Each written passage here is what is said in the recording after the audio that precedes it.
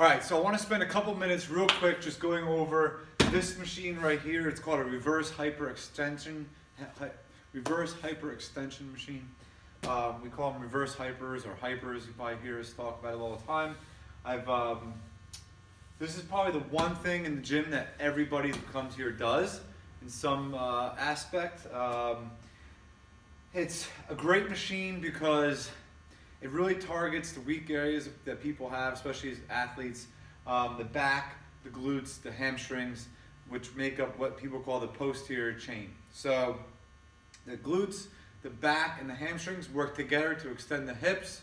The hamstrings have a dual role. They extend the hips and they also flex the knee. But much of what you do in sports is hip extension based. So when you squat down, stand up, it's a hip extension. When you deadlift, it's a hip extension. When you jump, it's a hip extension. When you run, it's a hip extension. The reason why this is so good is because you can get tons of volume on your lower back, your glutes, your hamstrings. You can just blow those muscles up. Most people, I say 99%, I haven't met anybody who's come in here whose lower back is strong enough. That's typically going to be, lower back and abs are going to be the spot or the glaring weakness on most athletes. So, and when you have a weakness, that's typically the spot that gets hurt. We don't really have a lot of lower back injuries. I mean, I don't remember the last time someone complained to me of a lower back problem in here. And I think a lot of it is due to doing a ton of reverse hypers. So we always do these on leg days. So the typical athlete is going to get these in twice a week, maybe 4 sets of 15 to 25 reps.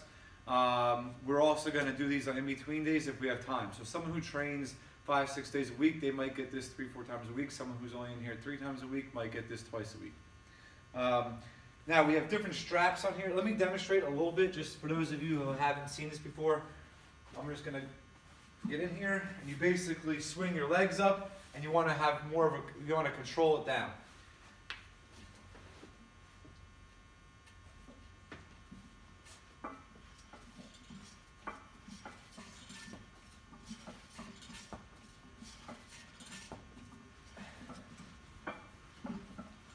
So that's basically how you do a hyper.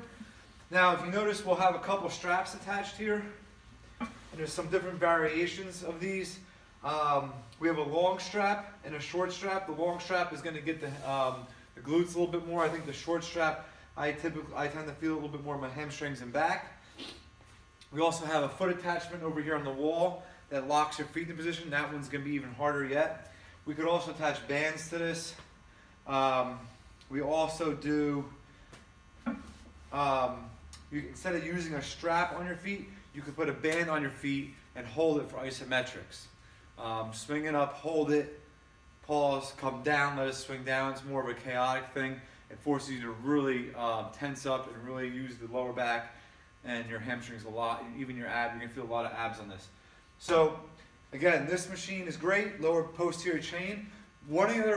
One of the other huge benefits of this is going to be the tractioning. So if you notice when I swing down, I swing my feet underneath my body. And if you ever go to chiropractors, sometimes they put you on that table and they have a table that moves like that and it kind of pulls your legs under a little bit. It tractions your back out. So this is going to traction your back as well. So every time that we do legs, we always do this because we're typically squatting or deadlifting with a bar, pretty heavy. We finish the workout over here in the hyper machine and it tractions their back and you walk out of the gym feeling really good. So you're pumping tons of blood into the lower back. You're also tractioning the back and you're strengthening the back all at the same time. There's no other machine that really does this. So this is really why we do it all the time. Now there's different variations. Again, like I said, we could switch the straps. We also could do single leg. You could also use this machine to do some abs facing the other direction or some leg extensions facing the other direction. But typically we're going to do this twice a week, like I just demonstrated for the lower back, glutes and hamstrings, and to traction the back out. So guys are leaving here feeling really good. Actually, most of our athletes hate this machine because they do it so much and it really takes the breath away a little bit because you have to get so tight to do it. So you get out of breath as well when you do this. But when they go off to college and they come back, they say they miss this because their backs feel much better when they're using this on a consistent basis.